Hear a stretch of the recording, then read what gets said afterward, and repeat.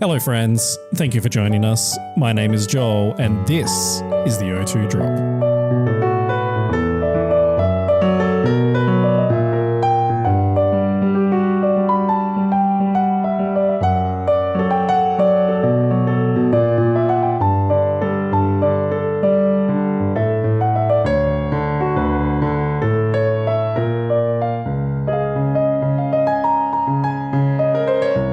You're listening to your favourite made-for-adults Pokemon VGC podcast, coming from Perth, the home of Chris. Yes, it is me, the famous YouTuber and podcaster, Chris Mark. Simply the best. And Australia's #1 caster. What? In the home of Mark. It is Mark. I don't know if I'm the #1 caster. Don't you? No.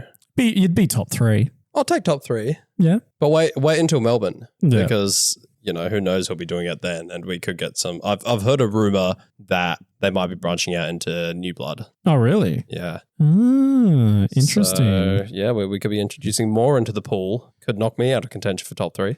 That would be interesting to see happen. It'd be interesting to see who they get to commentate. So that's the thing is, without going into specifics at all, I kind of... Being that I've casted previously, I've been somewhat kept in the loop of the conversations that are happening. And I believe the issue with finding new casters is how do you find someone who's competent enough to make analysis, who also isn't in, you know, they're not, if the regionals is coming up, they want to play it because they're in contention for Worlds. Yeah, so 100%. They're not going to cast because they want to try to get their CP.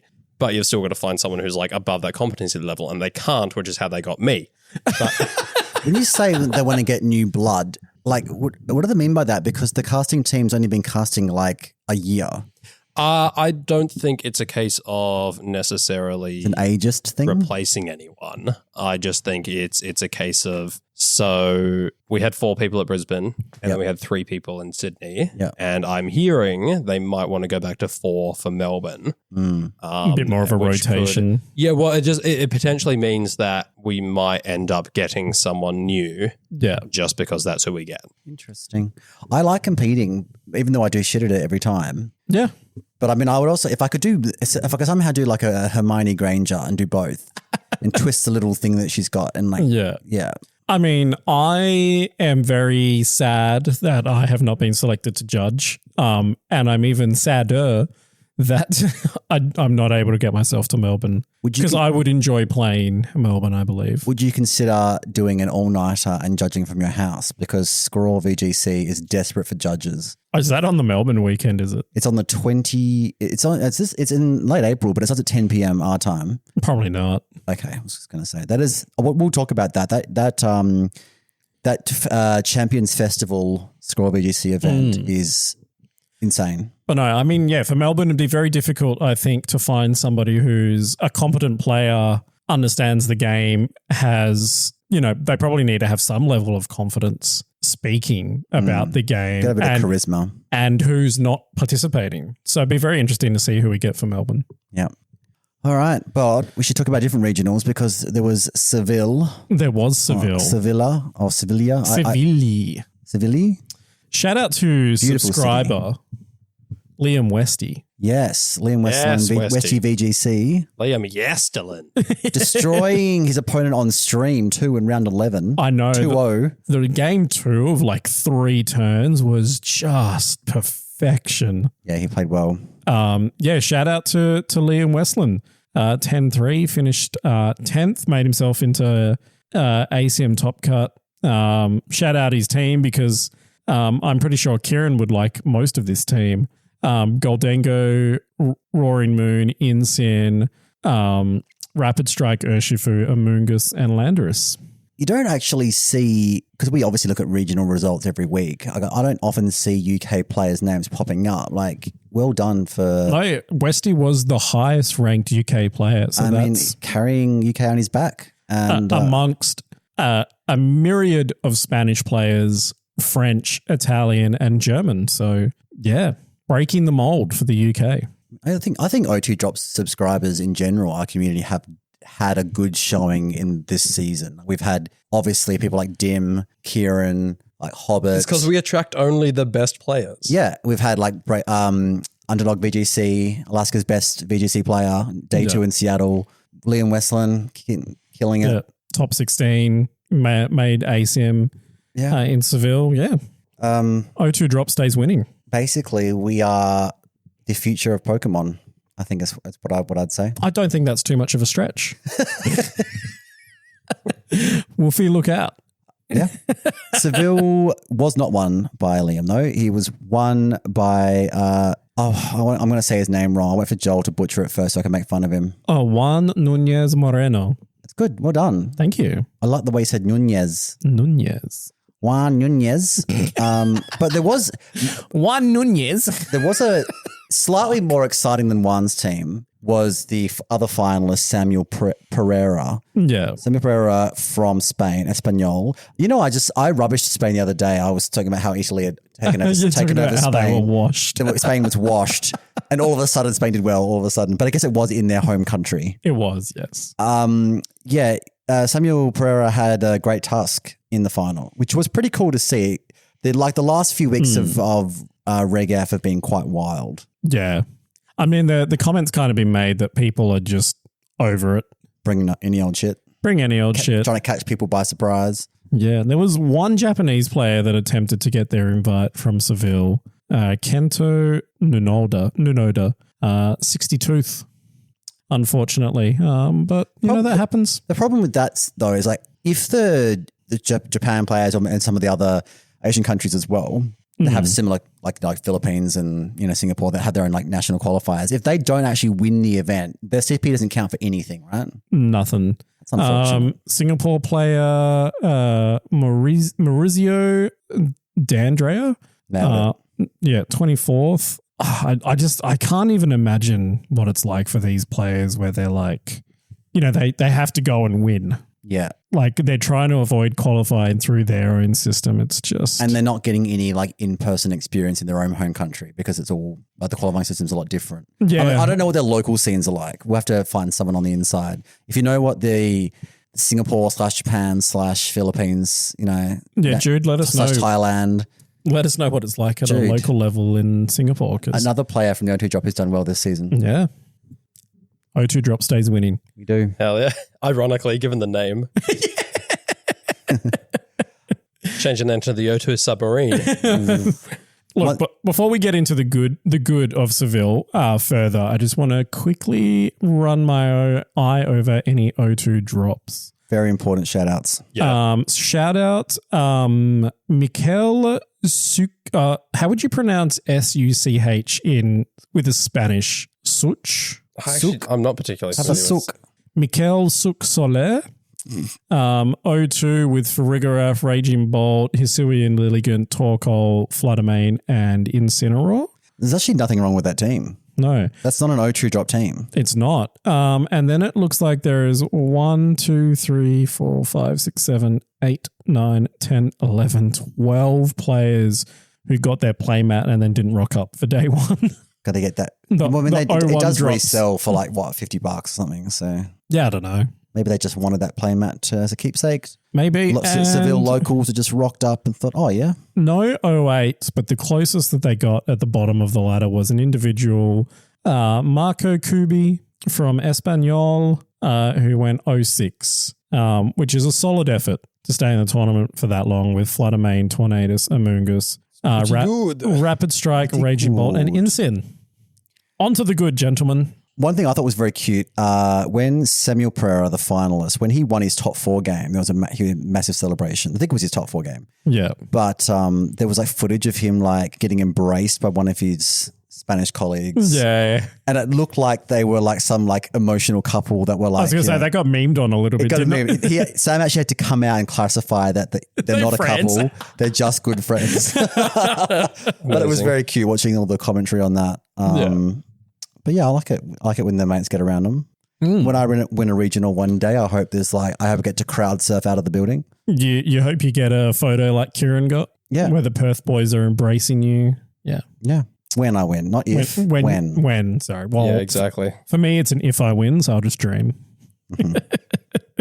What's the good then? What do you classify as the good of Seville? I mean, I'm not particularly excited to see like a Psy spam orientated team win. Yeah, I will say that the final it felt like a good final. Yes. It was a 2-1 final, and effectively the win came down to a Iron Crown versus an Assault Vest in Sin. Yes, Terra Dragon Iron Crown. Terran Dragon Iron Crown, and the Iron Crown had to get a crit with Tachyon Cutter, otherwise it was going to lose. Yeah, it was like a few knockoff ranges. It did get the one crit that it needed out of like 5 attacks, and did end up winning. Yeah, that is the game we play. It is unfortunately the game we play, but like to see it get down to an end game that's that tight and that close, you like to see that in the finals. Yeah. It wasn't quite as hype as one of the semifinals. One of the things I will say as the good.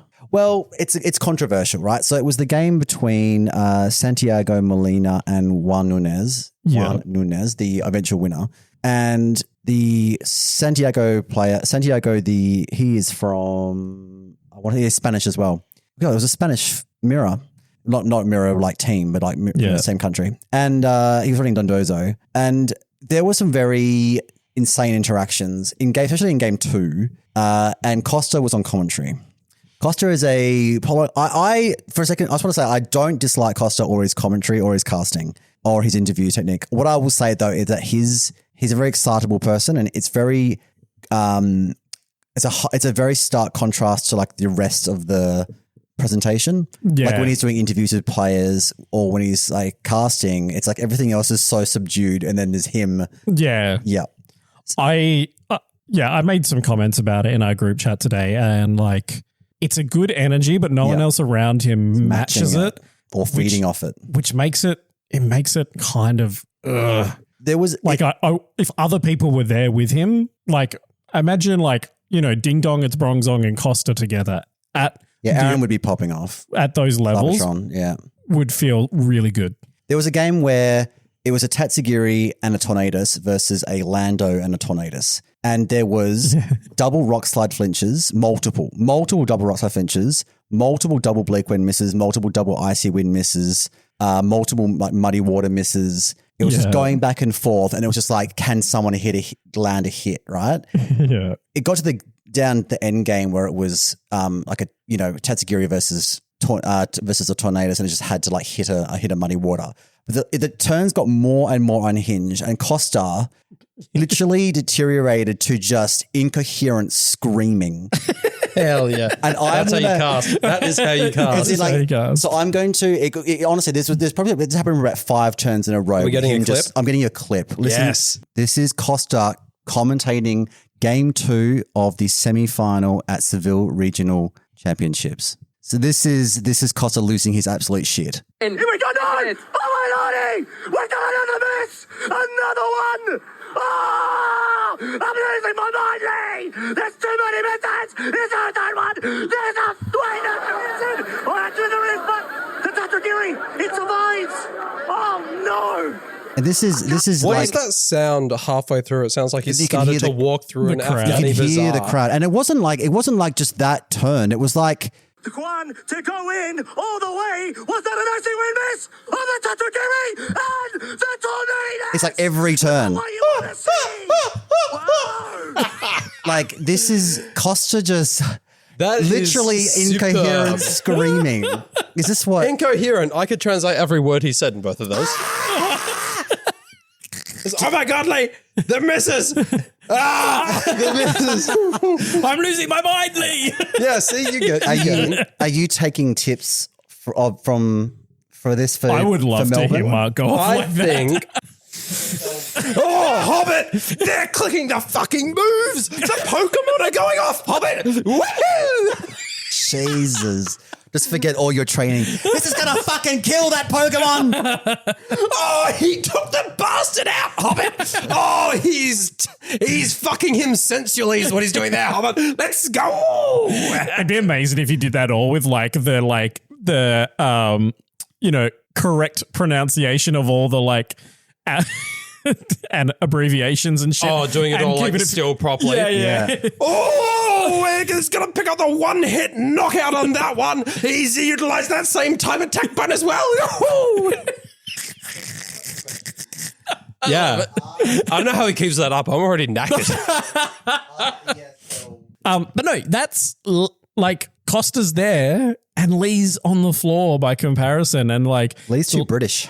Lee's not feeding that energy with Costa. And I'm picturing like Lee with like sitting there like brewing a cup of tea while like Costa's just That's actually amazing. Because like the comparison is, I suppose, is you've got like when like Lou and Rosemary or like Cybertron and Rosemary are doing that, they're at similar levels, even if one's doing like the color commentary and one's doing the analytical, they're maintaining like levels with each other. And like Lee just needed to bring it up a little tiny bit to match Costa, just a little. I think Costa could have brought it down just a tad as well, to be fair. We cut off the bottom and we cut off the top like an antidepressant or mood stabilizer, and just like that middle band is where we need to be. But no, I did enjoy the stream. Yeah.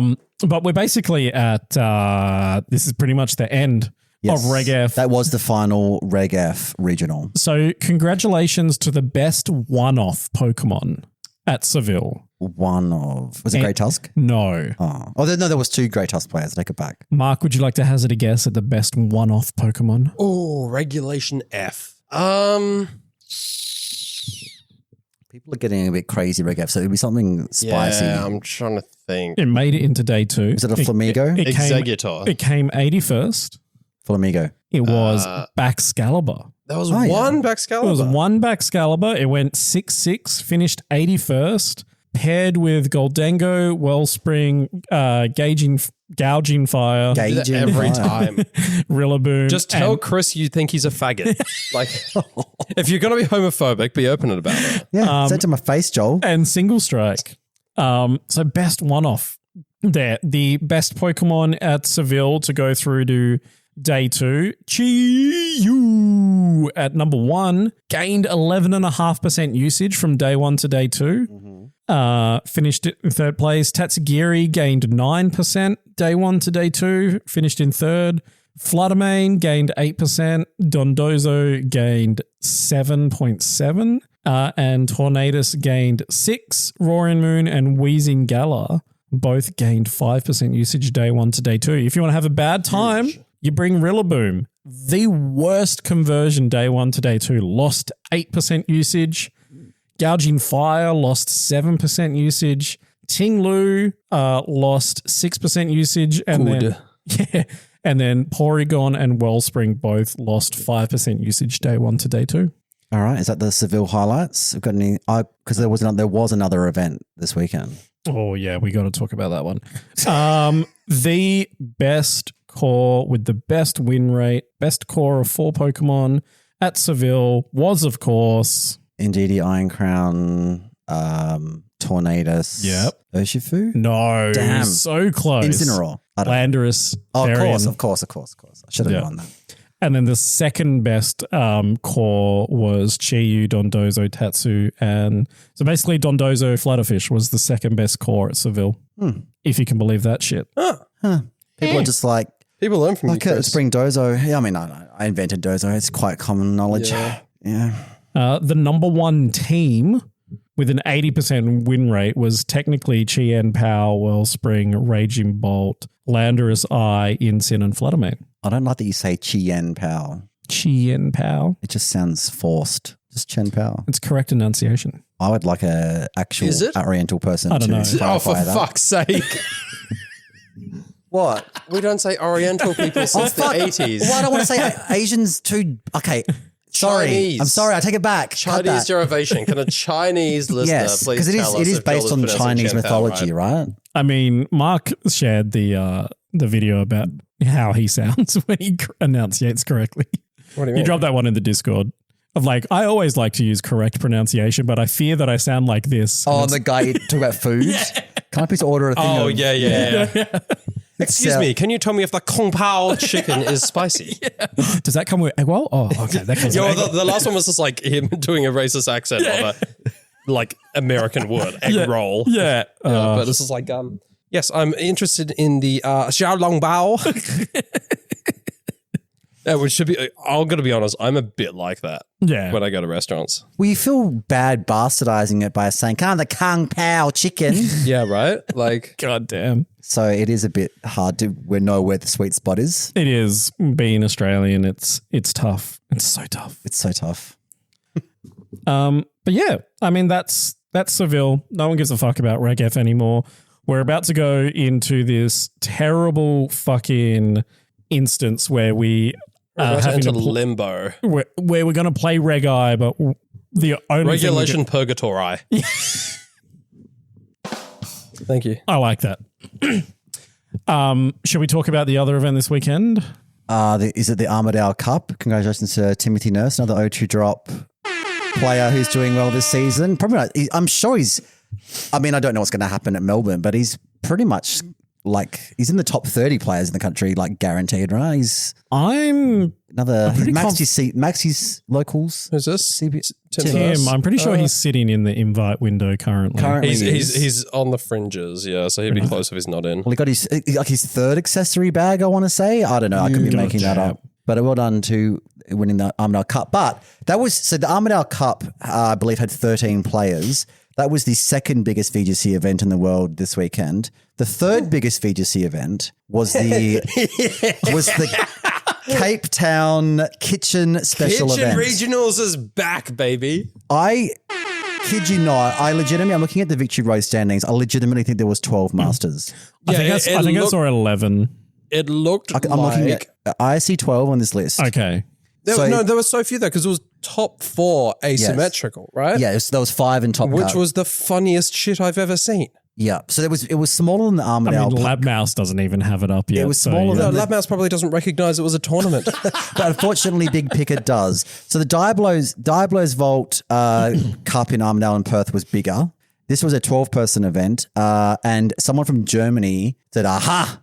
Flew over to Cape Town, bang, world invite. Went smart. Okay. He went 4-0. According to Pokey they did have 13. Wouldn't 13 get them a top 8? How many players do you need for a top 8? Is it 16? 17, I think. Okay, yeah. It's a top 4. I wonder if they reached with asymmetric cut. I wonder if they reached When the fuck cap. have you ever heard of top 5 before? Did it cap? Did so they run out of like stools? The host's mum was just like, "No, we will not have any more people in our house." What was that, your South African accent? It wasn't very good. That was fucking. Yeah. That was, I don't know what that was. She was like, "Yeah, but we don't have enough balls for everyone here, yeah." So that was almost good. Then you said, "Yeah," and it went German. They ran out of stools for the kitchen bench, so they couldn't fit any more than 13. Crazy. It does look like somebody probably they dropped it 0-2 by the looks of it. So hell yeah. There was, do you know what's wild though? This question was posed on Twitter, right? The person there were 4 people that finished in asymmetric top cut that went 3-1. And then the top guy who ended up winning went 4-0. Does the 3-1 people that got top 4 in a special event, is my phone still on Bluetooth? Must be. Let me just disconnect that so I don't get people's disconnect. All right. The people that went 3-1 and finished in asymmetric top 4 top cut, do they get more CP than someone who went 12-0 at Seville? Yep. Make that make sense. This is worse than that time that Yoav won a special event in someone's house in Auckland or whatever. Okay, to be fair, that special event capped at 50 players? So I think they had a lot of 40-something. people call it a bit of a joke, and it is a bit of a joke. Yeah. But the Cape Town one is absurd. We need to move to South Africa. I mean, I don't want to. We should have, but if I was in contention this year, I genuinely may have flown over. Yeah. I honestly think You're right, going 3-1, you get you might have bubbled out at 5th place if you didn't win your top 5 it's either match. 300 or 280 or something like that, right? Some Wild. insane amount of CP for doing decently well at a challenge. Who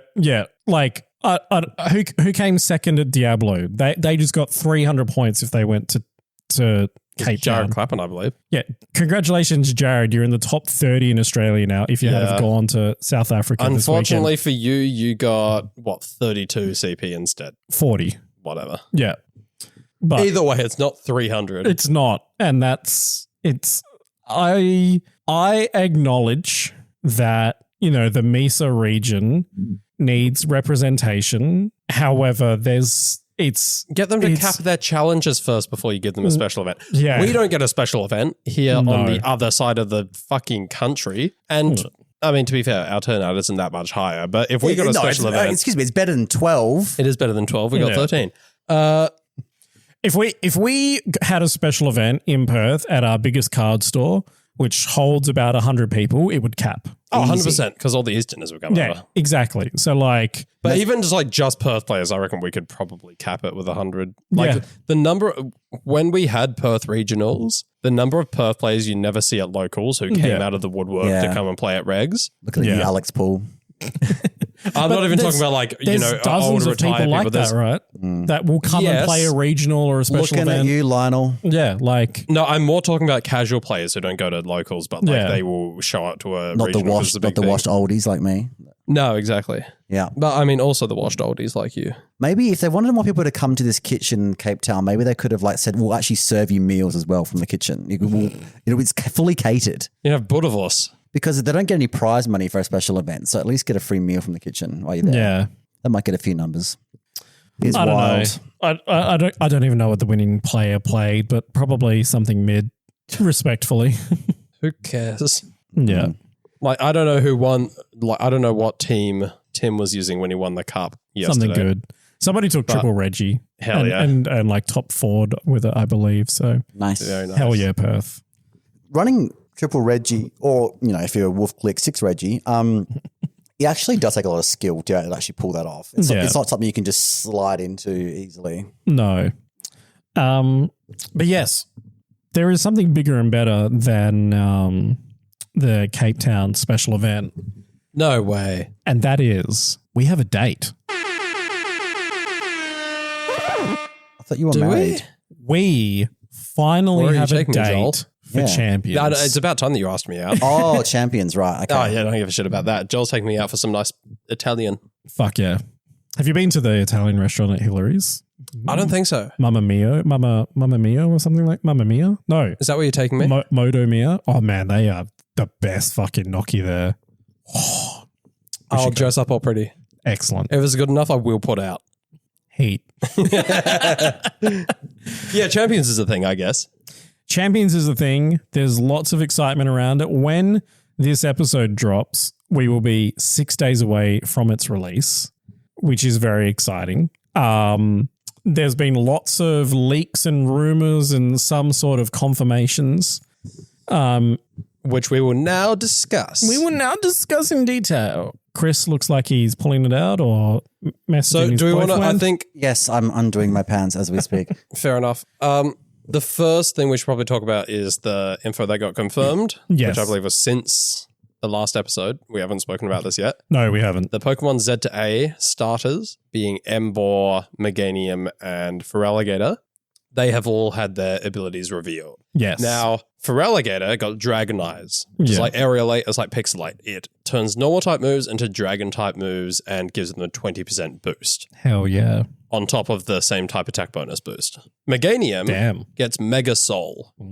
I don't know if that's exactly what it's called or if that's like the No, it's translation. confirmed. It's Mega Soul. It's called Mega Soul. Yep. It treats moves as if Sun is up. So Yes. Solar Beam goes off in 1. Synthesis heals you for an extra amount. Yeah, 66%. 2/3. Or Yeah. Morning Sun, or Healing, whichever yeah. one. Yes, yeah. Heals for a lot. And Moonlight, all three of them do it. All the healing. Yes, yeah. All those weather dependent ones. It's unclear how it'll interact with Weather Ball. For example, if rain is up, is it still a fire Weather Ball? That's a Joe- good point. Joe Ugarte, friend of the show, did say on his latest video that they'd seen that it had reduced damage in rain. So the whole So it's probably still the whole acting as a theory- fire. Yeah, it's still acting as a fire because it's sun. It's in the ability it makes it so sun That's is very up. interesting. Yeah. I wonder if then fire type moves would get, say there's no weather on the field. If Meganium, I don't know if it naturally gets any fire type moves, but let's say, for A example, flamethrower, right? They got flamethrower. if it got flamethrower. Yeah, I was about to say, let's say something skill swap, because I'm going to assume you can't Terra and Mega, but let's say you skill swap Mega Soul onto something else. That something uses a fire type move. Is that fire type move boosted as if it was in Sun?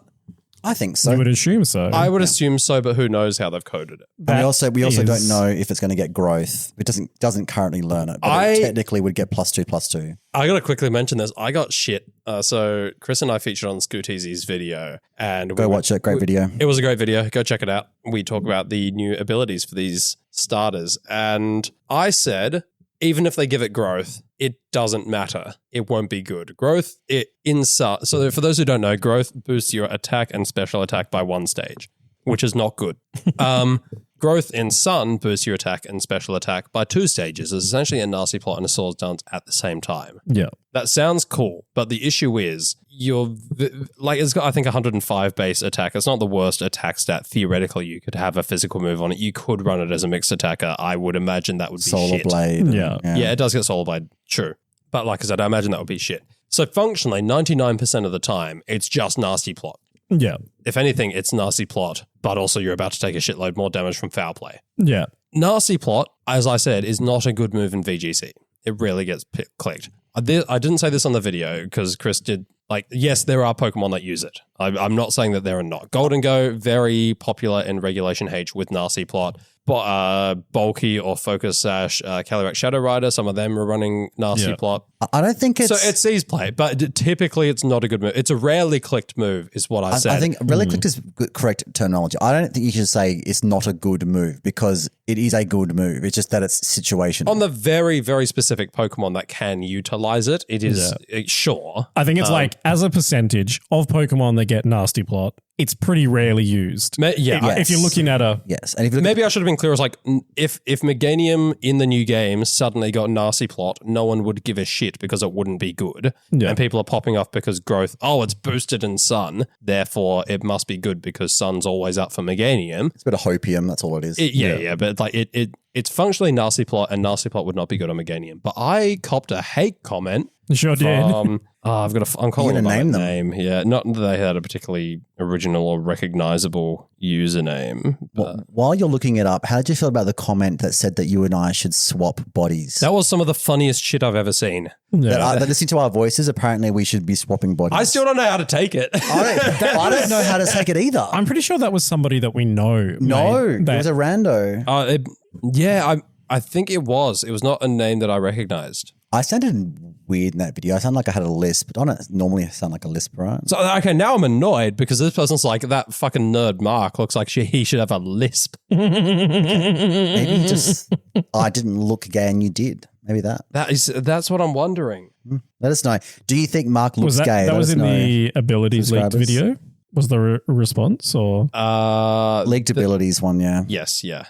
Okay, so you're going to go find... Well, I think that while you're also finding it, the comment, I also think that the problem with nasty plot Meganium, in theory, is that the typing is not a good defensive typing. You are not bulky. Well, you're bulky, but you're not... Unless you've got redirection or friend guard, maybe, I don't think you can be able to set up in front of something because grass and fairy is not a good type to wall out while you can set up. Goldengo, Ghost, Steel, incredible typing, also got good bulk. It's immune to fake out. It's people invest the nasty plot sets have got max HP investment. Yes, yeah. They're very bulky on a naturally bulky Pokemon. Yeah. In Regulation H specifically, where there wasn't really much going around that could throw out a hit that would take it out. Yeah. You found a commenter? I have. Right. Commenter DVP1694. Dirty deleted this one, by the way, before any one of us, me, Scooteasy, other friends of the show who heard about it, before any of us could comment. But this is what it said. Nasty plot rarely gets clicked in VGC. Insta dislike, bro.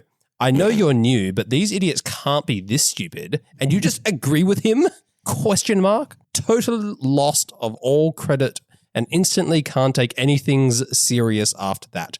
Literal world's winning Pokemon have had nasty plot. They haven't. I checked. I don't believe a single world's winning team had nasty plot on it. Happy to be fact check on that one, but I'm pretty sure he's wrong. Fact checkers in the Discord, let us know. I'm sorry. That is Ju Brain Dead. It was spelled just without the T, so I'm pronouncing it Ju Brain Dead. I hope that guy never coaches. No wonder y'all have no subs. Excuse me, I have no subs because I have no videos. Thanks very much. Do you want to use this opportunity to promote your new coaching services then? If someone gives me a $5, I will spend 15 minutes teaching them how to play VGC just so I can prove this guy wrong that I did get paid coaching. There you go. I think the context matters, and I don't think that they took the context into consideration when we're talking about growth meganium. I don't think their mum took particular care when they dropped them as a child, but you know. Yikes. I think, I don't know how meganium will be run, but at the moment we need to let's just wait and see what the Pokedex is, what the abilities are. What else do we know about? We got Mega Soul, we got Dragon Eyes, and we got Emborg got Moldbreaker.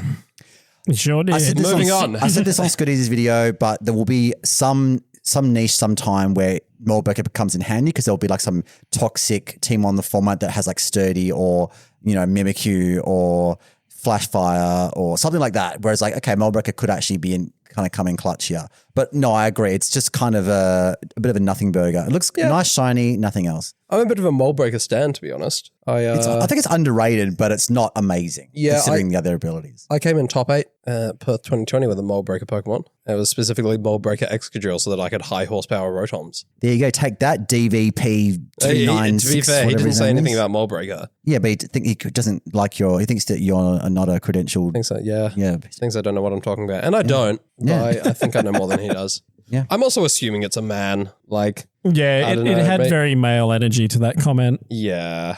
Respectfully. No, I mean that disrespectfully. Yeah, men do better. Literally.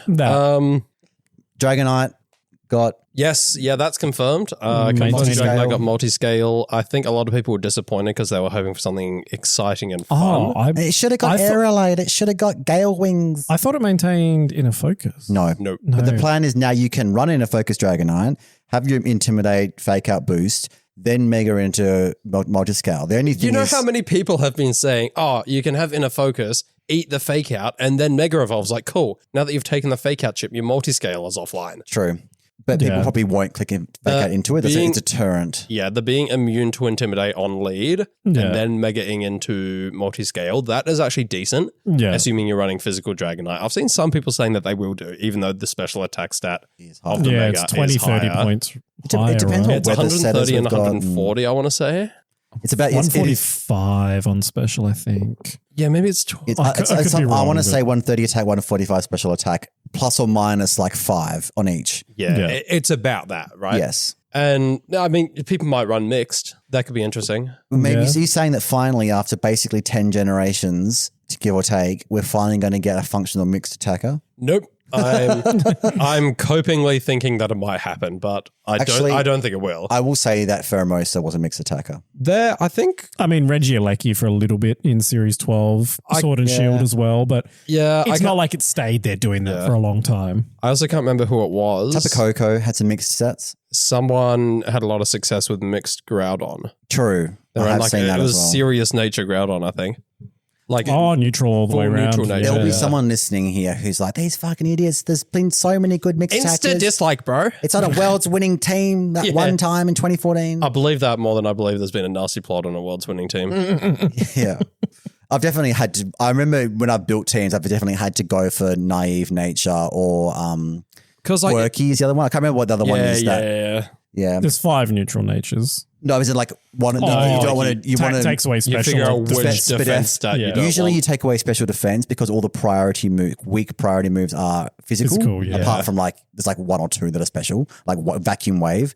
But like most of the time, you want to live like a priority physical, like Aqua Jet, Urshifu, or something like that. So you usually go the negative special defense. Yeah, usually. Don't quote me on that, but if you do, insta dislike, bro. $40 an hour. No, I give my coaching for free. Everyone knows that. I coached Dim to a top 8. You're coaching all these people around the world who are doing well with Tatsu Dozo Flutterfish. Yeah, or you. I know it's a lot of weight on my shoulders, but I'm up to the task. Heavy as the crown. It is, and all that on top of having a job. I know it's a very busy job, and now I've started my YouTube show, Fine One and 39. Quick plug of that. Yep. I said if we got to 60 subscribers, we got to 70. So you know what's coming next. My next pledge, but we're there. What a pledge. Honestly, Chris, mad shout out for the fact that you've done that because I've been meaning to get my first video up on YouTube for the past 3 weeks. And every time I try, I've managed to fuck it up. The first time the audio was bad and I couldn't use it. The second time, I streamed with Dan and I was planning on uploading the VOD and also editing. Yeah. And like uploading, like snipping it down and uploading the highlights. The echo, right? No, that one, just realized I had to turn on Twitch saving VODs. It didn't save them automatically. So that just disappeared. Damn. The third one I recorded with Alistair, and we got some really good content. I was recording, it's a new series I want to start up called The Church of Hyper Offense. Get amongst it. And Or as Easy says, HO. Church of HO, baby. And He got read for filth by the commenters saying that no one knows what HO is and what he's saying it so weirdly for. Because that's how we speak in Australia, That's bro. how we speak. Yeah. HO. yes, Church of HO. I think I say H though. Church of HO. HO.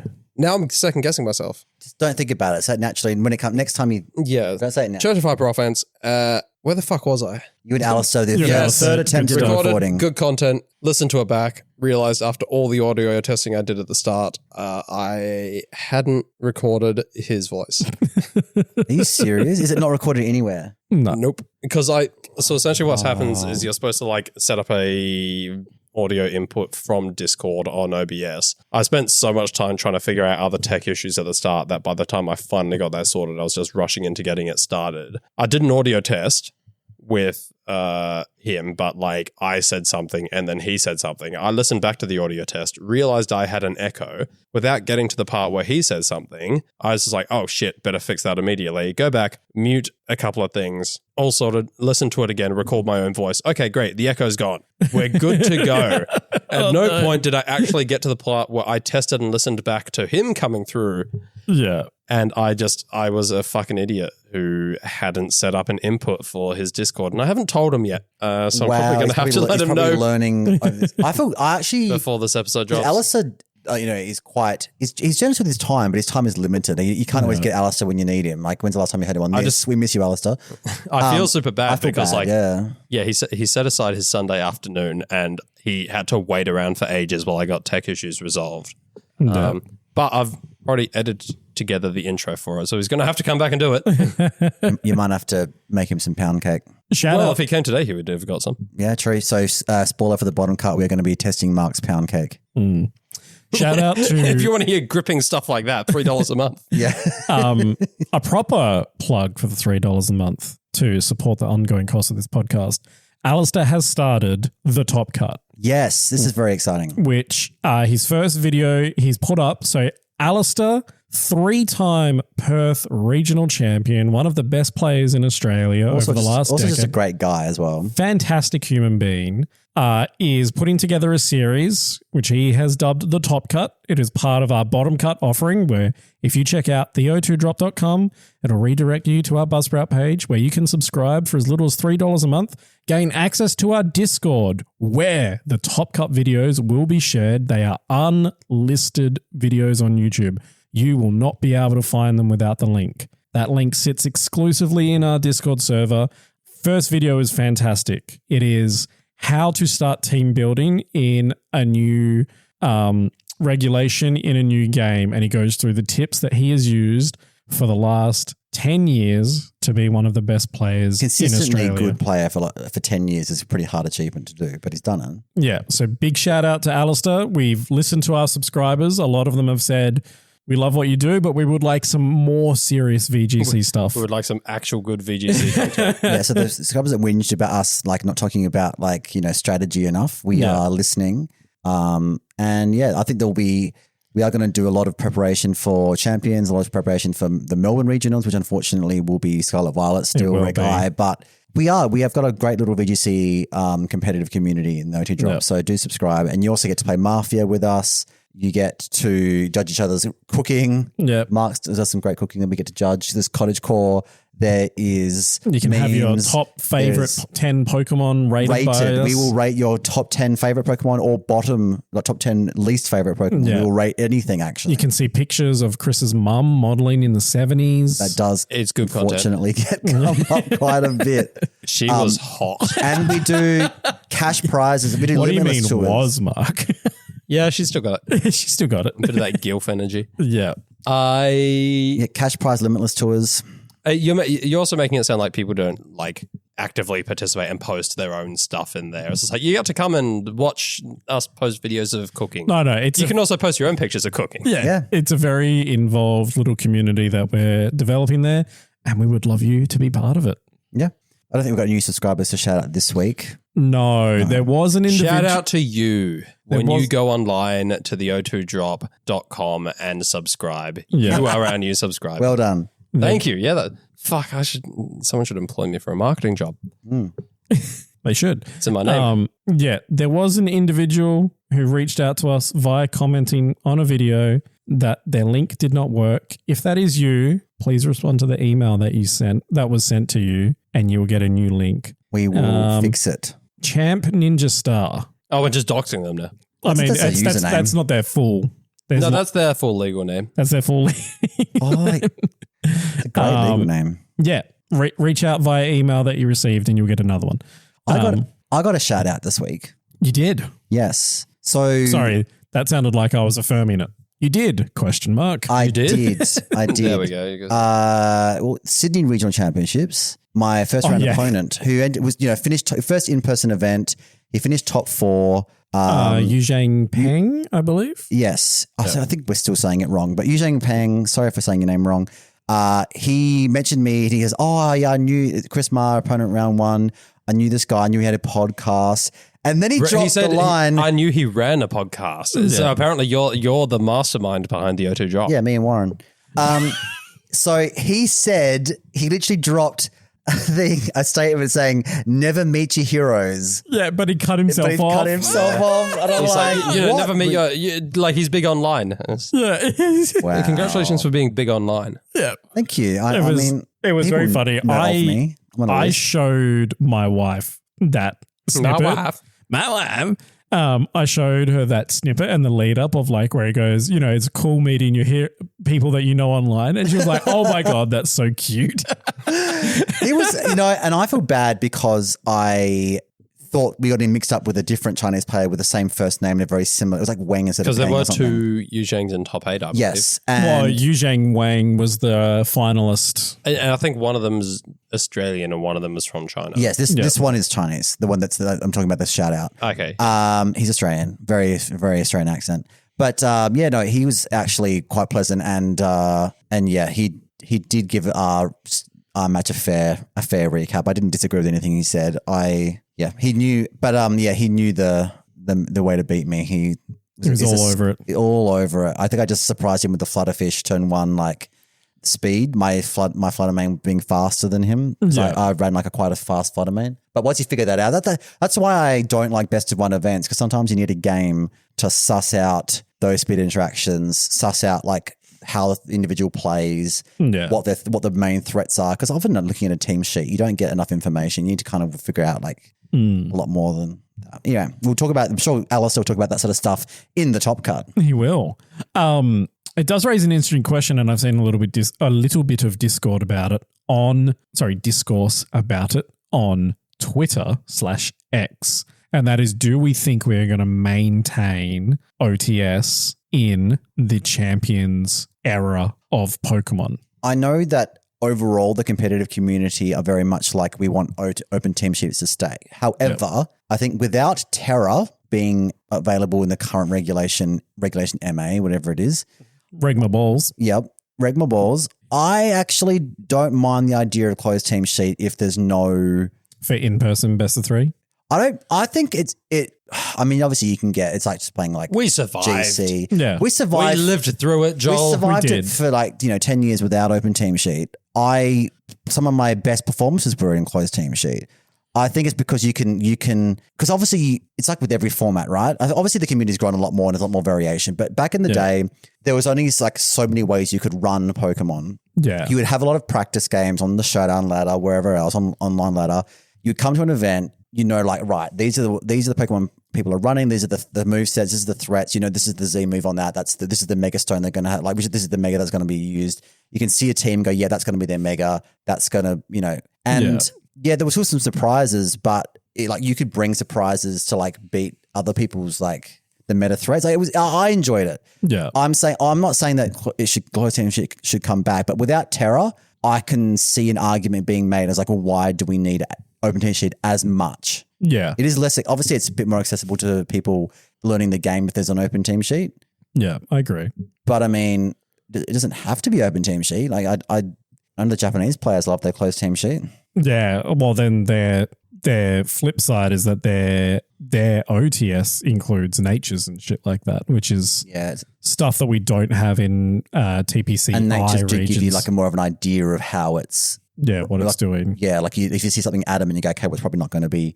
It's going to be more bulky. Not going to be max speed, right? You don't know that in a closed team sheet. Sorry, in an open team sheet usually. Yeah, I suppose it's probably just a different form of skill expression, right? Like I feel OTS has made the skill expression very much in-game, whereas in CTS, the skill expression can be a little bit more in team building and techs and you have stuff like that. You know, you just put in people just put in like a crazy coverage move on a Pokemon, slap a Z crystal on it. Yeah. And just have some like nuke that you can just surprise one. Obviously, in the best of 3, you only get to surprise them once. Yeah. But it is fun. I recall like I think it was 2020 or maybe 23 Perth regionals where it must have been 2022 because I think that was the last Sword and Shield Perth regionals. I was running a Venusaur and I managed to keep the fact that it had Weather Ball on it with Groudon until game 3, like end of game 3, most games that I played, where people expected it to like have like Sleep Powder or Protect or something else like that. Yep. So I think people might get upset about it, but we would adjust. We would adapt our approach to the game accordingly. Yeah. I mean, people freaked out when Open Team Sheet started. They did. I mean, I remember our very first local, one of our own locals, Sumo, refused to take the opponent's OTS because he was like, I'm against Open Team Sheets. I don't want to see Mark was against. That was me, thanks very much. I rocked up to the locals and I said, I'm conscientiously objecting, don't give me your team sheet. I think Sumo did it as well. Can you imagine doing it now, though? Yeah. Can you imagine now? I'm like, no, not at all. I'm a convert. Yeah, I love OTS so much. But I remember it was great because like everyone at the locals, they went. It was one of the first. It was a pretty big local event. Yeah, like very 5 first rounds. Scabby was like 32 or something. Yeah. Fair few players, and I said, you can have my team sheet if you want. I don't want your team sheet. I am conscientiously objecting to having team sheets. I think it's against the spirit of the game. And everyone I played against went along with it, except for this one guy who was a bit of a dickhead. And he's like, no, give me your team sheet because that's the rules. I'm going to play by the rules of the game. Was that me? No. And he's got my team sheet in front of him. I'm still refusing to look at his, and I flattened him 2-0. Nice. Peak. Get fact. So yeah, we'll see. I think we'll cope either way. One thing I'll be happy about is not having to write up team sheets every time or filling them out electronically, however you do it. But like that's one thing you'd have to do. That'd be great. I mean, you'll still need to do a judge sheet for points events, but we're gonna have a lot of casuals. True. Like before we get our first, I assume we're gonna have a lot of casuals before we get our first champions local. That is for points. Yes. Because even though I would love to see it, I don't see us getting to do a champions local in May, for example. I think it'll be like LA regionals and then NAIC and whatever other regional there is in between those two events. I feel like we'll be the only. Yeah, it's a bit sad. It is. We kind of skipped. We kind of went on a tangent because we're talking about Megas and Dragonite. And then we just didn't mention that Mega Frostlass has snow warning. Yes. Mark has checked out. Yeah, Mega Frostlass does have snow warning, which is awesome. Big blizzards. People might click Aurora Veil if they're pussies. If you're a true Giga Chad, if you're a initiate of the Church of Hyper Offense, you just click Blizzard every turn. I think using your Mega Evolution in a supportive way is questionable. I think you should be smashing those blizzards. However, there might be a situation where like a particular damage calc where you need to live something and just Mega get that Aurora Veil up because it gets a massive speed boost on Mega Evolving, right? Getting that Aurora Veil up could actually set you up for the win. I can see it being on those 4 slots, like you got your Blizzard. I don't think it gets Encore. I can't remember what Frostlass gets. I haven't really looked at it too much yet because I'm worried about Reg I. That's what we're actually going to fucking play. Unfortunately. Yeah. But I think like Blizzard, Protect, Aurora Veil, and then like Shadow Ball or something would be like a reasonable set, even if it's not like the optimal thing to always click. But yeah, no, that's probably the best, probably looking like the most competitively relevant of all the mega ability confirmed Pokemon so far.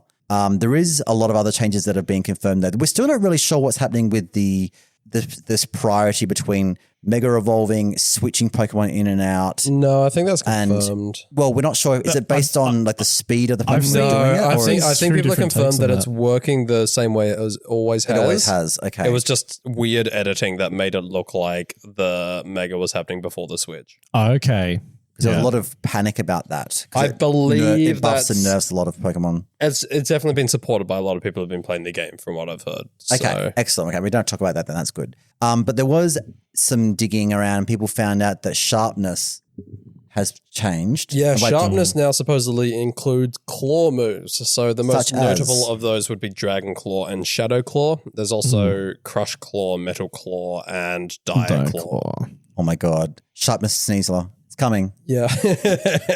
I mean, it's already got 3 abilities. It does. Unburden, Pressure, Unburden. I was joking. But they could. skill swap, Joel. Yeah. Joel. Gosh, yeah, instead of just clicking helping hands like a normal person. You're going to skill swap sharpness. Here's what I think about this, right? My opinion is they have, when you look at what they've done, Shadow Claw, Dragon Claw, right? This has been done with a purpose. It's not just like them going through the game and be like, because obviously, I mean, we don't know that. In Champions, in Champions, when you're selecting moves and when you're like in the team builder, like, you know, in your box, creating your team, the moves, and when you're teaching your Pokemon moves, it actually has categories on there. It will say whether it's a sound move, whether it's a slicing move, whether it's, Which is cool. all the different categories of move, right? It's all in there. Physical contact, all that stuff. Great, fantastic. Hate having to look up that on fucking Bulbapedia every time. And then notice that, that, like, you know, things like Shadow Claw and Dragon Claw are now sharpness boosted. I'm thinking they've done this because some of the mega Pokemon are getting sharpness. That would make sense. And it might not necessarily be new megas. There is obviously a huge case to be made that Mega Gallade now keeps sharpness instead of the Steadfast or whatever the fuck it had before. Cool, yeah. What? I can't even tell you off the top of my head. Steadfast is like doesn't flinch. Is that? If it flinches, like it gets a boost. Oh no, yes. If it flinches, it gets a speed boost. Okay, yeah. Very dumb. Bad move. If this Pokemon would flinch instead get a speed boost, I think that would actually be pretty good. Yeah. Not still get flinched and then the next turn after you've died anyway, you have you're plus so 1. Dumb. There is, you think, okay, what's a new Pokemon that hasn't got an ability yet? You know that we've got Mega Garchomp Z. Now, Mega Garchomp Z is actually, I know you could probably argue it's a mixed attacker, but it's a special attacker. It's a special attacker. 140 base special attacker. It's 145 as well, but I could be wrong. Yeah. And all the claw sharpness moves are physical. So that doesn't really make sense. I'm thinking they retcon original Mega Garchomp. Yeah. Instead of giving it Sandforce or whatever the hell it had. Yeah, give it sharpness. Looking at original Mega Garchomp, it would make sense. That makes a lot of sense. And that would be a really good retcon. Very good retcon. It's not the first time they've retconned something. Yeah. I mean, they retconned Gallade. They did. So I'm thinking Mega Gallade keep sharpness. I'm thinking Mega Garchomp OG gets sharpness. Yeah. And the other thing that people are suggesting because of the Shadow Claw boost is Mega Absol. Absol Z specifically. Specifically Z because it gets Night Slash. Night Slash and Shadow Claw, both of which would become 105 base power. Which isn't superb, but like coming in off 160 base attack or something absurd. And very high base speed as well, right? 151. Yeah. I think it's needed because if you look at Ghost and Dark, and there are other typings that fit this as well, but just for this purpose, there's no like close combat or wave crash or double edge equivalent for these types, right? There's all the dark type moves that go up to like Crunch, Throat Chop. They're 80 base power. Knockoff is the best one. Knockoff when it gets 97.5. 97.5 if you're getting the knockoff boost, which is going to be less prevalent in a format where we have Mega Evolutions because every single Mega Pokemon doesn't take boosted damage from knockoff because the item doesn't get knocked off. Also less prevalent because Incineroar no longer gets knockoff. That's confirmed by Wolf Glick. Very good. Very good. Very nice. So yeah, I mean, I absolutely agree in terms of both Ghost and Dark on the physical side of things. Sharpness is a fantastic boost because, you don't really have, like, unless it gets Poltergeist, which is still not that great because it's only 90% accurate. And then, knockoff is the other best one. I can't even think of any signature moves for Dark type that are higher than knockoff on the physical side. Was Darkest Lariat 85? I think it's 85. I want to say it's 85, and that's 80 or only 85. Yeah. Did that have a secondary effect when it first came out? Or? The second, quote unquote, secondary effect is it ignores stat changes, I believe. That's right. Yeah. There was that weird Mabostiff move that was like jaw lock or something. Yeah, you're right. I think that is 100. I don't know if it's 100. I want to say it's like pretty good. It's a good move on a bad Pokemon. Let me have a look. Do we want to talk about rumored abilities? Yeah, let's do it.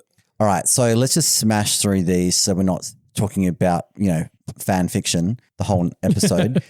Mega Clefable Misty Surge is the rumor. This is based on Spanish/Chinese leaks. We love a Pokemon that sets a terrain that it can't use. Yep. I was going to say, because it's not grounded, right? So it'll have a niche in some. I mean, it removes status. I mean, that's good. It doesn't need. It doesn't remove status, or it just prevents status. Sorry, prevents status. It doesn't need obviously the dragon damage reduction, but its ally might.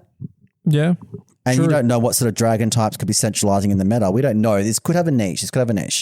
I'm just going to go smash through anyone's else. Jawlock is 80. There you go. So it's still. Fucking mind. All right, let me see if Shodan gives me any. I think Mega Aerodactyl should get sharpness too, just while we're throwing out sharpness mons. Yeah. Make it happen. We know. I'm just going through the Mega. We don't know about Mega Skarmory. We don't know.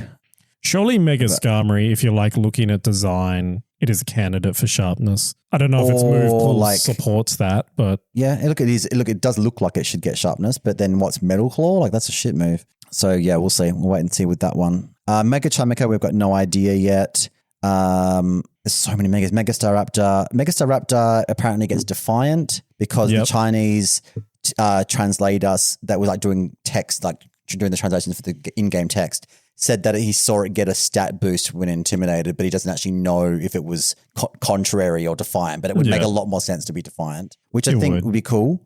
Yeah. It's on brand. If you want more in-depth discussion on these abilities, then go watch Scudeezy's leaked abilities video. We do go into it a bit more depth. Mega Heatran, we've got no idea. Mega Darkrai supposedly still keeps what's the Bad Dreams or whatever Dreams, yeah. That makes sense. It chips when it's asleep, right? That's Bad Dreams. And Darkrai heals from it, I think. Yes. Yes, that's correct. It's like kind of like a knockoff Nightmare. Like is Nightmare still in the game? Or did they Dexit Nightmare? That's such a good question. I haven't seen it. I used to love that move. I haven't seen it in so long. I used to use it in-game. Did we all see the Logan Paul Twitter post that was clearly AI generated where he explained why Gengar was the best Pokemon? It's like not only that, Hypnosis plus Dream Eater or Nightmare or whatever it was. They're both different moves, but yeah. Yeah, I think it was Dream Eater. Hypnosis plus Dream Eater means that you can sustain for ages. It was just like the most chat GPT garbage. Oh, that sounds awful. Yeah. But it was so funny. But also was talk about Levitate keeps it safe from ground moves. And all the comments is like, do we tell him? Yeah. Does he know?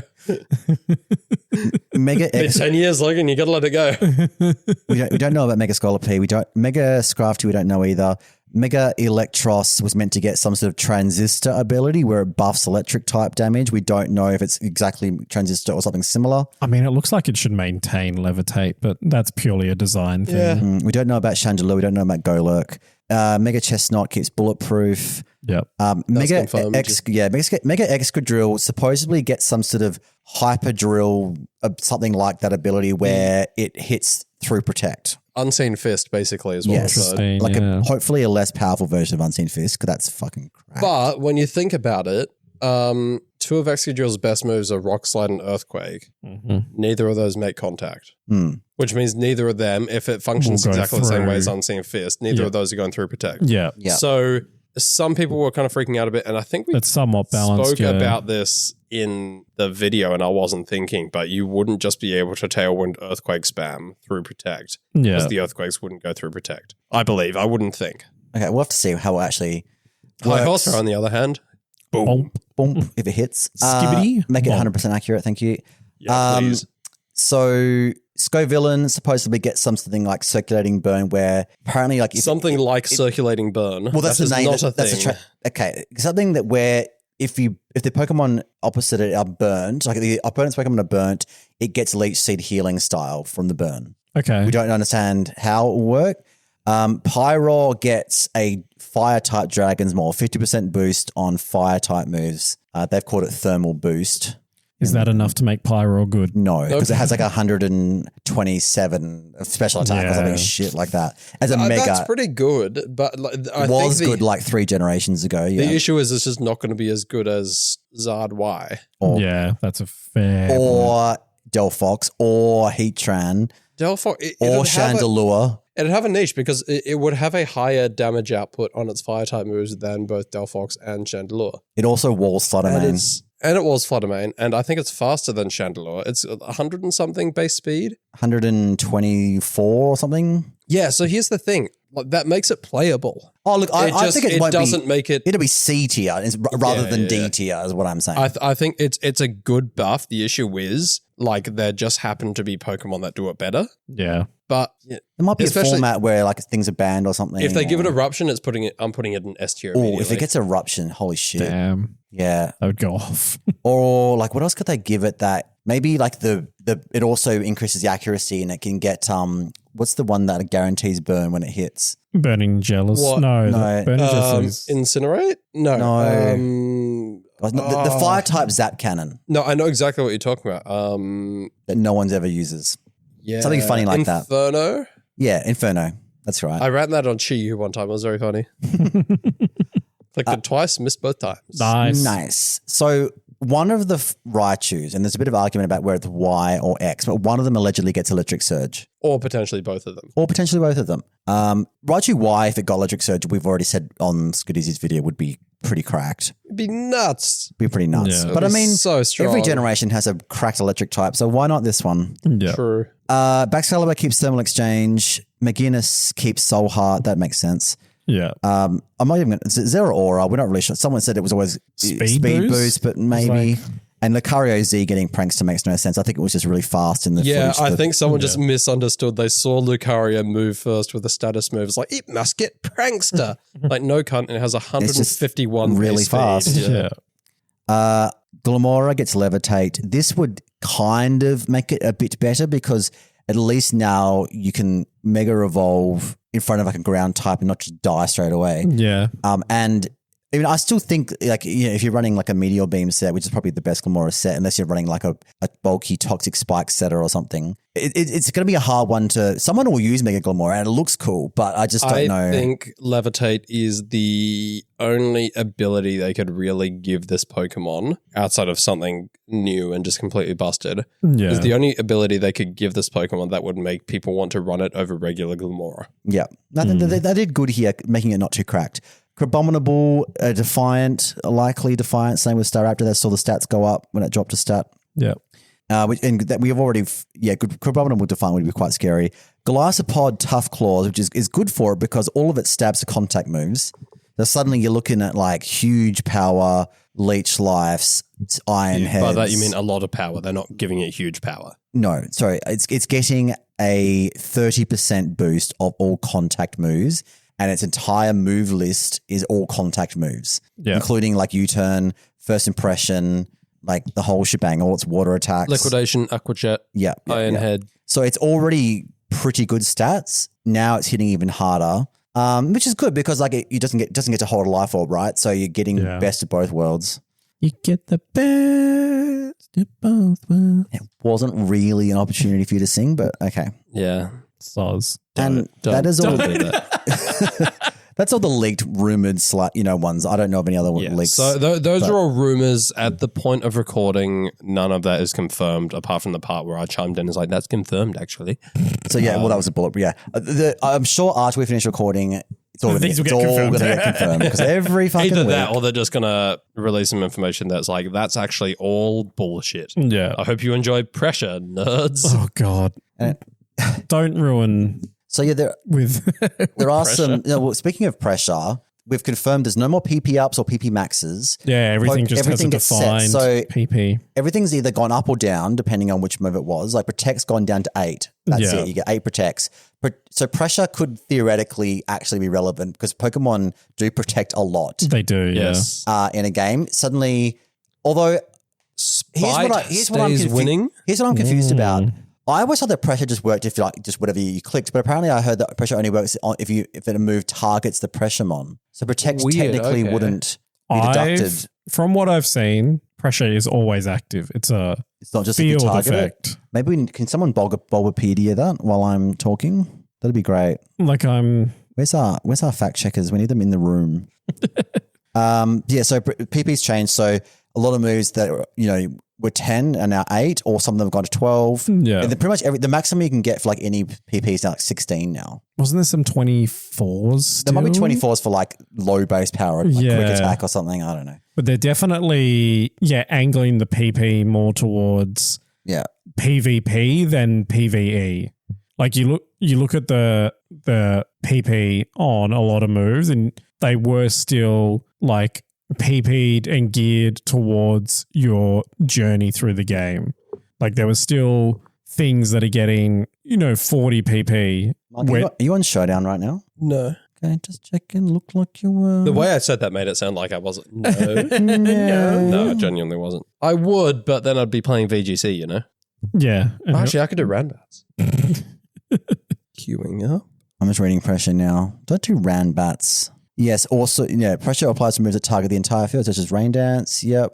Yeah, so it's a field effect, not a targeted effect. Yeah, you might be thinking of Curse Body. So no, when another Pokemon, including an ally, uses a move that targeting a Pokemon that has pressure, when PP is deducted from that move, one more PP is deducted than usual is deducted. If multiple targets have pressure, each one results in additional PP being deducted. Okay. It still happens even if the move fails or misses. Mm-hmm. If it attacks the whole field, only affects opponents' Pokemon. Yeah, it doesn't say anything about whether, like, if I protect in front of it, whether my protect gets deducted by 2. I think it's still only targeting. I'm pretty sure it's a field Fact effect. checkers, let us know. Fact checkers, let us know. And another thing as well, we've pretty much confirmed that IVs are out, so there'll be a lot of impact on Trick Room teams, especially. But there are other times where people. The thing is, I think there was an interview, right, where they said, like, for now, that's not, like, IVs are not going to be present, but we may bring them back. Yeah. Is kind of like paraphrasing the interview that I saw on the topic. He also said that champions would be kind of like the future for competitive, and that way they'd be able to have like 10,000 Pokemon in the game. Yeah. It's crazy. They're kind of in design, good Pokemon now, and they've only got 1,000. If they get to that many, there's definitely going to be like a rotation thing happen. Like a ban list or a rotation. 100%, We're on Regulation G. And I welcome the idea that we can maintain one interface and one game with rolling regulations and rolling gimmicks and like the freedom to not ever have to go back to another regulation within an appropriate time frame. As we said last week, we're about to go into like our 4th repeat regulation in Scavvy, and that sucks balls. Yeah, to speak frankly. But I mean, one thing that's bad about removing IVs, even if it's temporary, is that speed ties are shit. They are. Losing a game on a coin flip because you don't know which one's going to go first because it's a speed tie is shit. So people get around this by deliberately making their Pokemon slower or faster by tinkering with IVs and stuff. That's gone. Yeah. You also, like, Trick Room teams can't go min speed 0. You can't be hunting for those 0 IV speed mons using Trick Room to underspeed other things. That's gone. Beast Boost, like shenanigans with things like Stack Attacker, that's gone. Like it's frustrating a little bit. Like now Indeedee and Rillaboom are pretty much always going to speed tie. Like, it's annoying. And also the Paradox mons, you can't tink with IVs to get certain boosts for the Quark Drive photosynthesis. But I mean, there'll be some impossible things to get if everyone's locked IVs. Yeah. But, we just have to adapt with it. There's one thing I will say about Champions that we really have not mentioned at all. I haven't seen anyone praise this, is the battle animations. Yeah. I mean, I don't know if you've seen the one for, we saw one in the group chat today for Eruption, which is insane. When Dan shared that, I was like, that is so good. There's a gif of like the Gyarados using Waterfall. Yeah. That's very, very good. if that's the level of animation we get for all the attacks in Champions, I mean, that's already a massive increase in quality of game. Yeah. Just that alone. Yeah, I mean, 100%. it wouldn't have been hard to step up from Scavvy, but it looks like they are actually doing a decent job of it. And something like Intimidate, both Mons get stat drops at the same time. Yes. It doesn't hit one after the other. Like, just speeding up shit like that. Hang on. No, that's not good. I don't want that. I want to be able to scout speed stats. Oh, I want to see one happen after the other so I know that which Pokemon is faster. I think they both happen at the same time. Sorry, babe. What the fuck? I mean, That's not a good change. The Scavvy change of like all of the drops and raises happening in one instance was a big improvement, but I kind of share Mark's sentiment that like, what do you mean? That? so like, Give an example. so in previous games, if you did an Omni boost, you'd go attack has raised, defense has raised. I mean, so for Dondozo, what you're saying is it does the thing once, and but you still get like the text. Attack raised, defense raised, special attack raised, special But defense it's a lot raised, quicker than the speed raised. Yeah, because if they did that thing every time for Dondozo, I would have quit the game after Regulation 8. Yeah. I don't even know if I would have played Dozo if I had to listen to that every time. No, exactly. Yeah, so they're making some quality of life improvements. Okay, this is going to sound weird, but I'm not sure I'm a big fan of the black floor of the stadium in Champions. I find it very like jarring. That's just next what to we've the seen models. so far. Okay, hopefully you can customize that. I cannot imagine that we are going to have one stadium. Oh, there will be options for multiple. Are you serious? Sure. If I said to you 10 years ago, oh yeah, in like Gen 9 games, which there's going to be just like one model of a grandma waving at you from every angle in every single battle for the whole of like 4 years of competitive Pokemon, would you believe me? Yeah. There's different stadiums though. There's different battle places, but yes, Ashton, whatever his name is, mum is Ashton Cox. Ashton Cox's mum is in every corner of those stadiums, those battle arenas. Anyway, I quite like the beach battle arena. That's my favorite one in Scavvy. I mean, no one asked, but thank you for letting us know. You're so welcome. Can I give a quick shout out to Tweet of the Week? Please do. This one, because when the internet kind of went, interwebs, Twitter went crazy when Mega Meganium got Mega Soul. Yes. Kind of goes hard as a name for a start, but then people made like a video. The reference I've got is Pokédex Obscura on Twitter. Tweeted a video, an 18-second clip of Zara Larsson's Midnight Sun song. And it's like Chikorita's, Bailey's, and Meganium's twerking and dancing with her over her song, Midnight Sun. And there's, you would have heard the song. It's got like this like beat in the chorus, never ending midnight sun. And they're all the Chikoritas are like spinning their leaves around and twerking with Zara in the film clip. And it was very funny. It sounds it. You have to just believe me. I do. And that was a really bad impersonation of the song, and I'm very sorry to any Zara Larsson fans out there that have just been horrified by my impression of the song.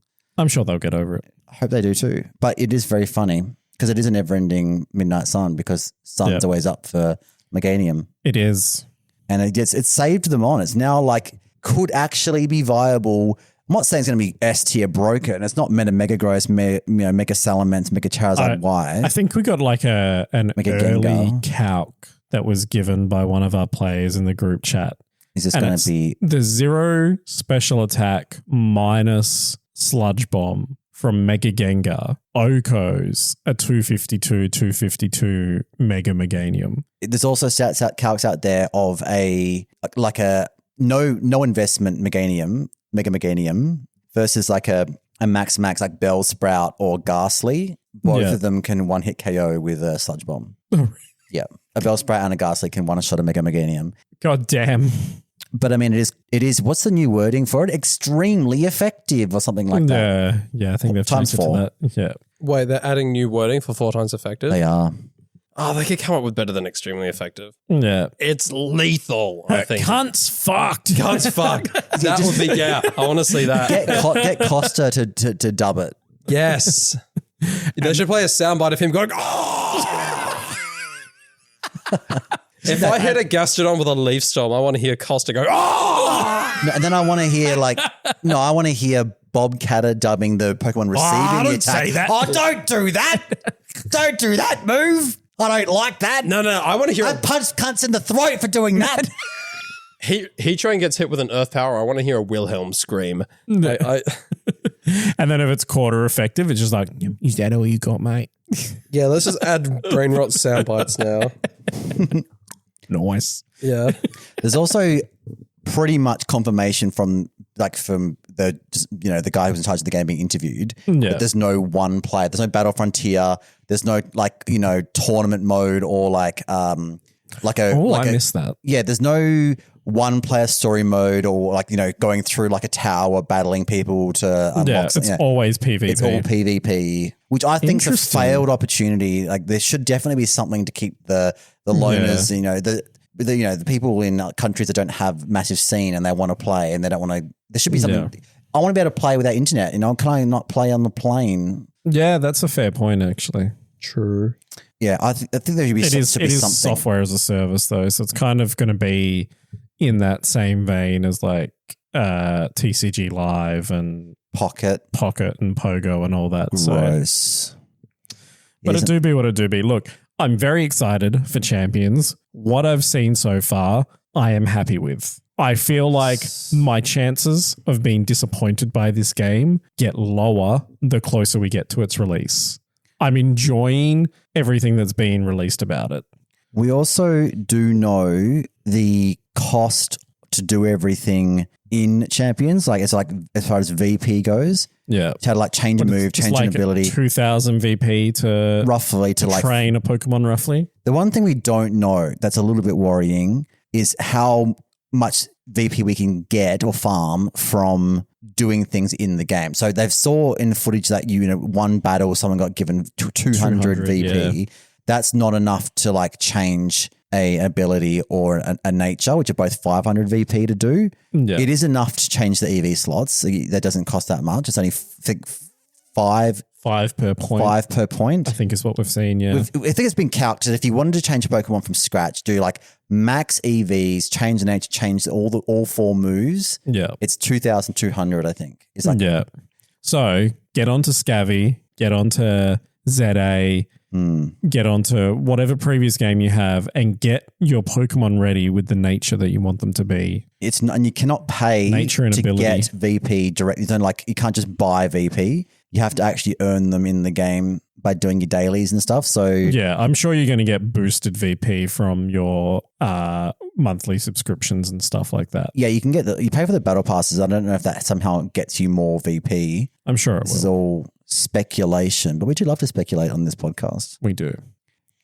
Can we talk about quickly the world's biggest ever, the biggest in history Pokemon event? So from Scrawl VGC has created a Champions Festival. It's going to be an online Champions-based tournament. Yeah. It is the biggest grassroots event ever and also now the biggest VGC tournament ever as well. Yeah. He actually had to set a cap on it. He set a cap of 6,500, rough cap, just because of the number of the judges. They didn't have enough staff. Yeah. I think as of tonight, it's about 6,600. 3,200 battles per round is crazy. It's insane. They don't know what sort of hardware, software, whatever. They're going to crash Champions. Yeah. They might crash the internets. If I had to hazard a guess at the appropriate number of judges, if that was an in-person event and you had game that no one's got any experience with. Yeah, and you had 3,200 tables, you would want 100 judges. I would have said more than that. You would want one judge per 30 tables minimum. Yeah, I would have thought per 20 tables at least. Yeah, because 20 tables is a lot of people. What do we have?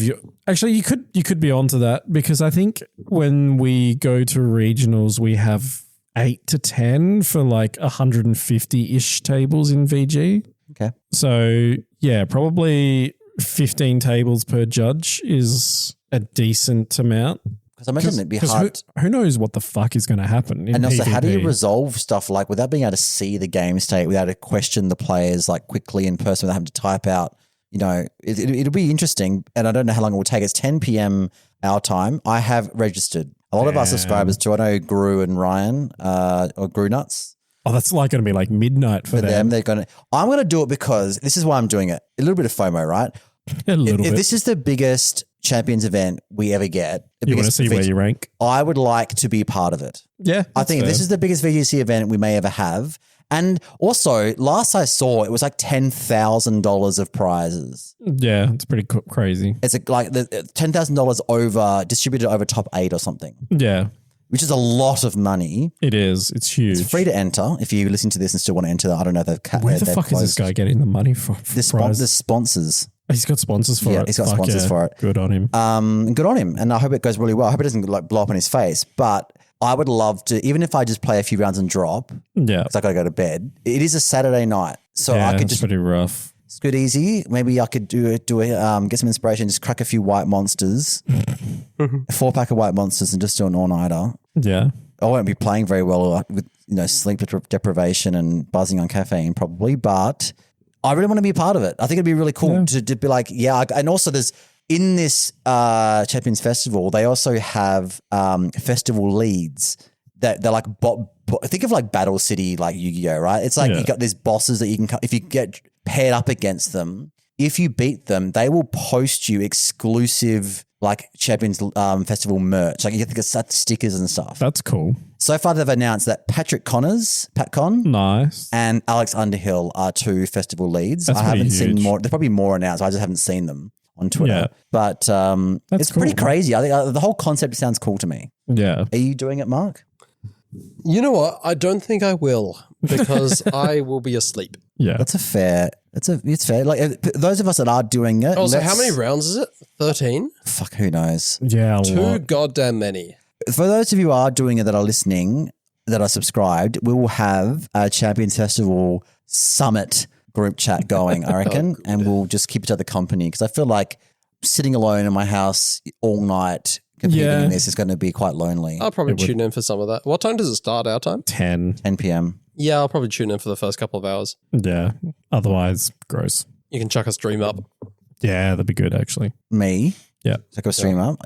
I love how you think I'm technologically advanced enough to do that. I can teach you how to use a capture card. Yeah. You've had 3 attempts at recording your first episode. Yeah, but I got the capture card working perfectly. I actually don't have it He's got captured footage nailed. nailed. True. Maybe we could just put If you want to watch a subtitles over video it. of me playing Pokemon VGC and talking to myself, Let Mark know. hit me up, yeah. You could do that as an unlisted video for the Discord. I don't want to, though. That's fair. I don't know. Maybe after I actually get a proper one with Alistair and drop that. Yeah, no, that'd be fair. Anyway, any other points there, Chris? I do have one more thing I wanted to say that this one actually pissed me off. Actually. So we already know that Wolf Glick cops a lot of like inappropriate behavior from the community. Yeah. Parasocial, like creepy in-person groping, online Members of this harassment. panel may or may not be responsible for some of that. Yeah, Dan, do better. So on Twitter, Wolfie tweeted on the 25th of March, I got to play. So it was all he was doing was his YouTube video screen cap, like ad, like link. I got to play Champions early, right? I got to play Champions early. It's a photo of him holding Champions. In no way is this a sexual image. No, it's not. He's got like a pondering gesture with his hand on his chin, holding Champions in his hand. Then someone called Belinda Shart at Little Dick Legend tweets, he's so motherfucking annoying he needs head from me. And this started some like whole What the fuck? discourse. Someone chimed in, he doesn't like being sexualized. Fair point. Yeah. And then Belinda's like, okay, my bad, living up for accountability. But then people just started dogpiling on, genuinely so fine it kills me. Like how handsome he is and all this sort of like, then this guy gives, what's CSA vibes? Child sexual abuser? Child sex abuser, yeah. Damn, He gives huge child sex abuser vibes. See this thread, Can't wait for him to be exposed. That sounds like a Villicify. It wasn't a Fucking- Villicify. That was Villicify alt. Yeah. and then all these like dick references and stuff like that. And then I was like, this is just such a Like, I feel bad enough bombarding him to come to Perth regionals as like a meme, but these people are just like being legitimately horrendous. Yeah. Some people think that because they're on the internet, they can do whatever they want and it's fine. And like, yeah, I can just say these things about a human person. Yeah.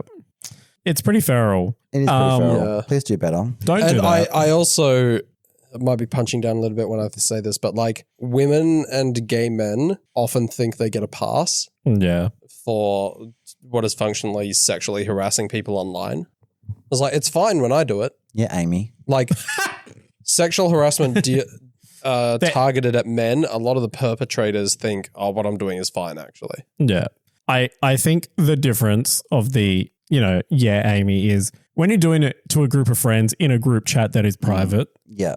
Super different to going on a public source and being like, just being filthy in the comment section. Yeah. Unprovoked. Like it's rancid. It doesn't matter whom, what, where a person is. Just don't. Just please don't. Yeah.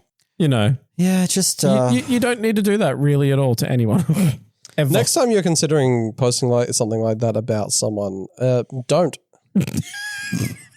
Just do not. Simply do not. Do not. Would you enjoy receiving that? No. Don't say that. Constantly. Some of the people... they think they would until they're in that situation. Yeah, so a better thing that I would say for some people is like, you might enjoy being spoken about that way, but not everyone does. So consider that when you post on the internet. Yeah.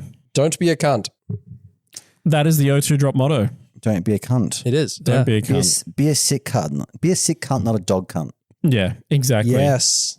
We're bringing Aussie lingo to the world. Yeah. Just, so for the record, a sick cunt is good. A shit cunt. Dog cunt is bad. Yeah. That's extra bad. Shit cunt is also bad, but not as bad as dog cunt. Yeah, dog cunt's the worst kind of cunt. That's like a what's a loathsome person as a dog cunt. And even worse than a dog cunt. Oh, such a thing? Your mate. Oh, yeah. Yeah. Your mate.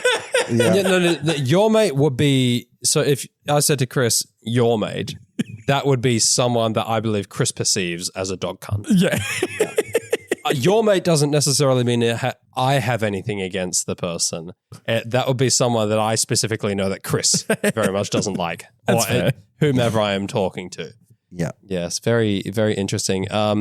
And there's dog shit is bad, hot shit is good. Yeah. And also another variation of cunt. Steaming hot shit is bad. Sick cunt is great, but you can also be a mad cunt, which is a good thing. Yeah. Mad cunts, like they're not like a sick cunt, but they're crazy in a good way. Like he's like, oh, the guy was a mad cunt. Like Did you hear that Joel drank 14 standards and that did a backflip off his friend's roof? What a mad cunt. And then a mad dog is not good. It's like I've heard it used. I feel like it's used mostly derogatorily. Usually they've got like mental health issues. Yeah. That one's just a slur at this point. Yeah. So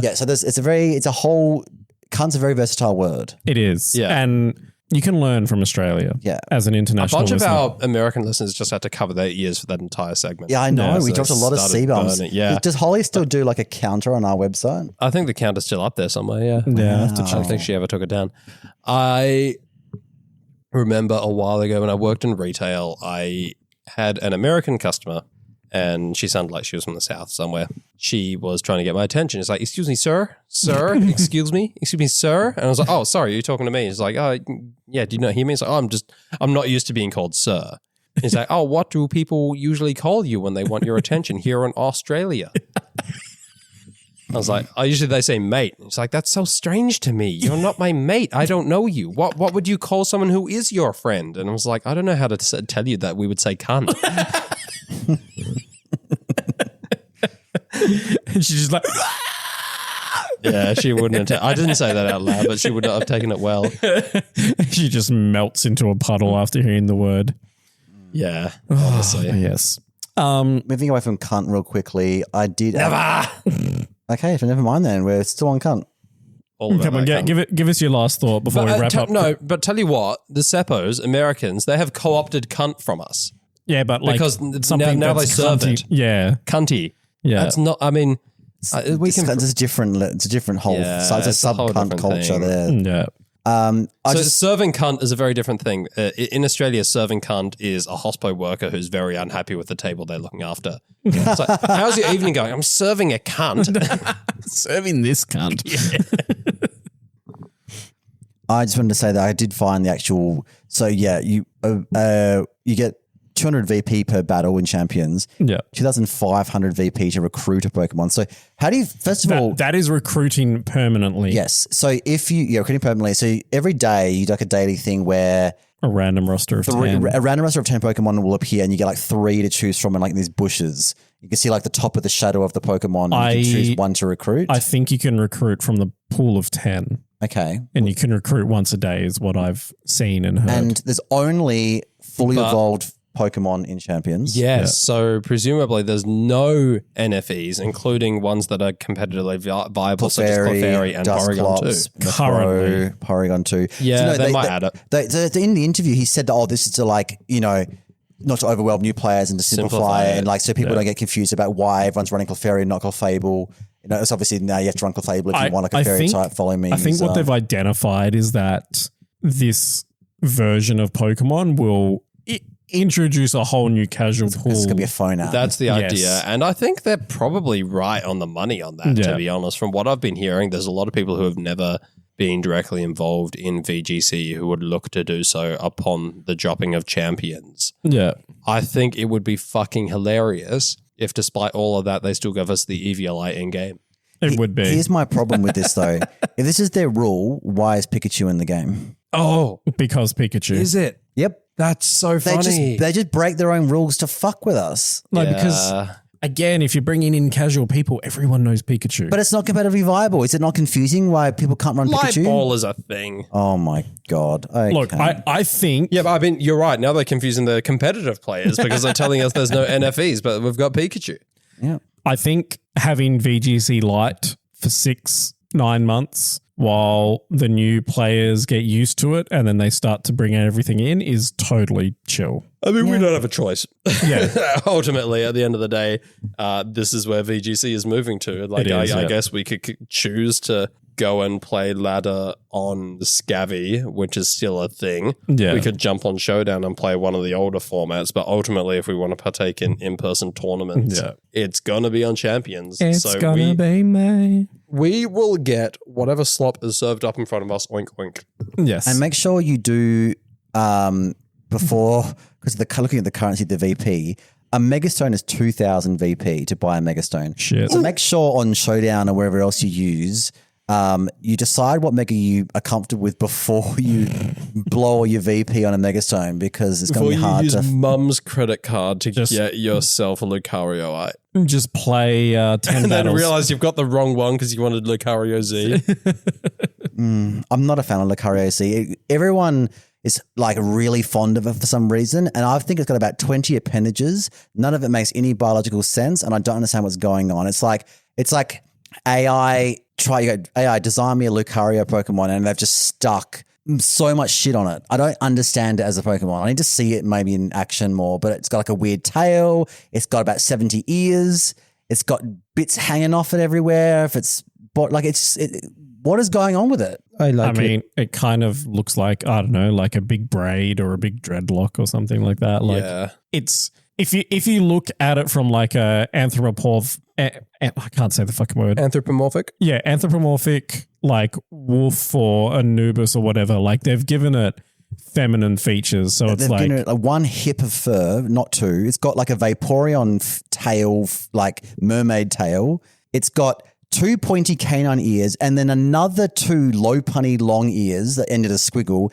And then on top of that, it's got like 2 of these antenna things, like someone's put a coat hanger on its head. So it's got 2 of those, and it's got boobs, and it's got a neck collar, a fairy neck collar, and it's got mascara and eyeshadow on. Yeah. And it's got knee pads and it's got ankle pads, and it's got like gloves. And it's time for bed, old man. This is the actual design. Yeah, I know. It's an abomination. It's really not. I like it. It's time for bed, old man. Yeah. Anyway, it's so over the as dome. we wrap up on Chris's rant about how 0 good, out of 10 about how good Lucario Z is, how shite it is. shout out to the O2 drop. Yes. We are 2 years old.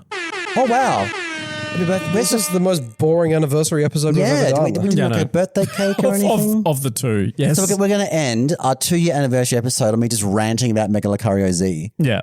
I don't know. We might spice it up next week because, champions will be out and you won't hear from us again for a while because we'll be balls deep in our switches playing the game. So, but yeah, 2 years. I was joking around with my wife the other day that I was pretty certain when I started this that I'd be done after about 12 weeks.